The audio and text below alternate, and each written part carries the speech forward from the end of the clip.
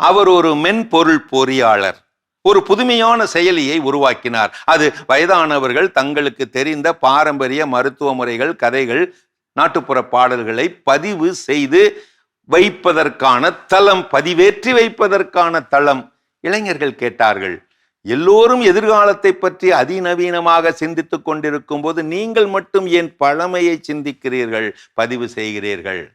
அவர் சொன்னார், நவீன தொழில் நுட்பம் என்பது ஒரு பாத்திரம் போன்றது. அதில் நிரப்பப்படும் விஷயம் நமது கலாச்சாரமாக இருக்க வேண்டும். அப்போதுதான் தேடல் எந்திரங்கள் அடுத்த தலைமுறைக்கு வெறும் தரவுகளை, தகவல்களை தராமல் அறிவை தரும், பாரம்பரிய அறிவை தரும்.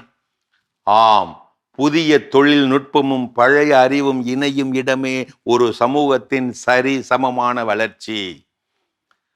அவள் ஒரு பயண விரும்பி ஒரு மலை உச்சிக்கு சென்றபோது அங்கிருந்த இயற்கையை ரசிப்பதை விட மிகச்சரியான கோணத்திலே, ஒரு சரியான விதத்திலே ஒரு ரீல்ஸ் எடுப்பதிலேயே குறியாக இருந்தாள். கேமராவை பொருத்தி விட்டு அவள் ஒரு பாறையின் உச்சியில் நின்றபடி ஒரு போலி சிரிப்புடன் போஸ் கொடுத்த போது அது நடந்து விட்டது.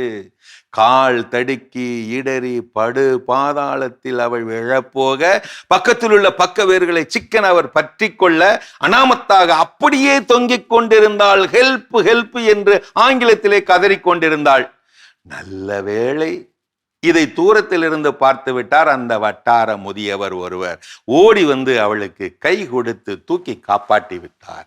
காப்பாற்றப்பட்டவள் பதற்றத்துடன் முதலில் பார்த்தது எதை தெரியுமா? அந்த தாத்தாவை அல்ல. வீடியோ சரியாக விழுந்திருக்கிறதா என்பதை பற்றிய கவலையில் ஓடி போய் அதை போய் பார்த்தாள். நடந்த இந்த கன்றாவிதியை பார்த்துவிட்டு அந்த முதியவர் சிரித்து கொண்டே சொன்னாராம், மார்டன் மகளே, நீ அந்த செல் திரையில் விழுந்திருப்பதை விட இந்த பாதாளத்திலேயே விழுந்திருக்கலாம். உலகத்தில் நிஜத்தை தொலைக்காதே. திரையில் தெரியும் ஒரு சில வினாடி மகிழ்ச்சிக்காக உயிருக்கே உலையை வைக்காதே. லைக்ஸ்கள் கூடினால் ஆயுள் கூடிவிடாது. வெர்ச்சுவல் மெய்நிகர் கைதட்டல்கள் உன் வயிற்றையும் நிரப்பிவிடாது, உன் வாழ்க்கையையும் நிரப்பிவிடாது, மாற்றிவிடாது.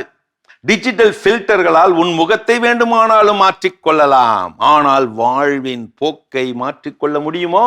முகத்துக்கு போடும் முகமூடியை குறைத்துவிட்டு உழைப்புக்கு முக்கியத்துவம் கொடு நண்பா.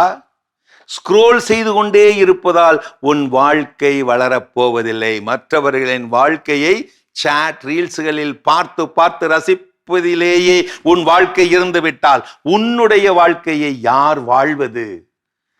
ரீல்ஸா ரியலா? அடுத்தவரின் ரீல்ஸை ரசித்துக் கொண்டே தெரியாதே. உன் வாழ்க்கையை ரியலாக ரசி. மகிழ்ச்சி என்பது வியூஸ்களில் இல்லை, உன் விஷனில். கேமரா முன்னால் நடிப்பதை குறைத்துவிட்டு நிஜ உலகை சந்திக்க கற்றுக்கொள். தரமான வாழ்க்கை என்பது ட்ரெண்டிங்கில் வருவதல்ல, அது உன் குடும்பத்தோடு நீ செலவிடும் நேரத்தின் ஸ்பெண்டிங்கில் வருவது. ஃபாலோவர்ஸ் உனக்கு 1000 பேர் இருக்கலாம், ஆனால் ஆபத்தில் கை தூக்கிவிட உன் அருகிலே ஆத்மார்த்தமாக ஒருவராவது இருக்கிறாரா? நெஞ்சில் கை வைத்து சொல் நண்பா, உன் ஸ்மார்ட் போன் உன்னை உண்மையிலேயே ஸ்மார்ட் ஆக்குகிறதா?